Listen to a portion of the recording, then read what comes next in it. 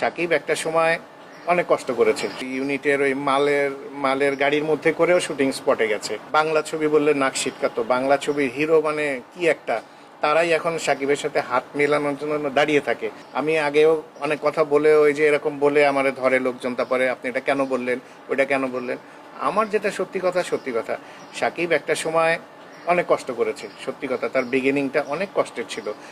ওই ইতিহাসটা অনেকে জানে না, অনেকে বলেও না। এমনও হয়েছে যে ওই যে ইউনিটের ওই মালের গাড়ির মধ্যে করেও শুটিং স্পটে গেছে।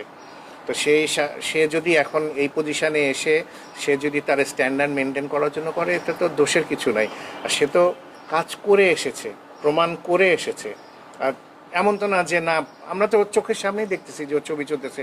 বাংলা ছবি যারা ইদানিং, যারা মনে করেন একটা হাই সোসাইটি বলি আমরা যাদেরকে, ওরা বাংলা ছবি বললে নাক সিটকাতো, বাংলা ছবির হিরো মানে কি একটা, তারাই এখন সাকিবের সাথে হাত মেলানোর জন্য দাঁড়িয়ে থাকে। এটা তো সাকিবের ক্রেডিট, এটা তো আপনাকে অ্যাকসেপ্ট করতেই হবে। আপনি যদি বলেন যে না, এটা এটা না, এটা করতেই হবে আপনাকে। এই জায়গাটাতে তো আসতে পেরেছে। সবসময় শুভকামনা। ছোট ভাই, একসাথে কাজ করেছি, কিন্তু আব্বা খুব ওকে খুব আদর করতো, ও আব্বাকে খুব সম্মান করতো।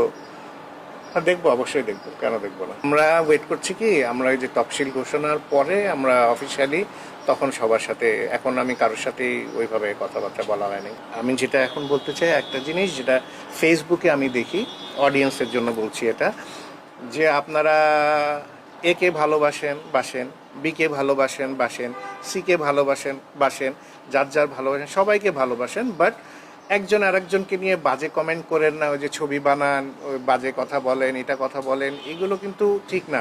একটা ইন্ডাস্ট্রিতে সবাইকেই দরকার। আপনারা যদি সবাইকে প্যাট্রোনাইজ করেন, সবাইকে ভালো বলেন, সবার ছবি দেখেন, আমাদের ইন্ডাস্ট্রিটা দাঁড়িয়ে যাবে। আপনারা অনেকগুলো হিরো পাবেন, অনেকগুলো অভিনেতা পাবেন। সো আপনারা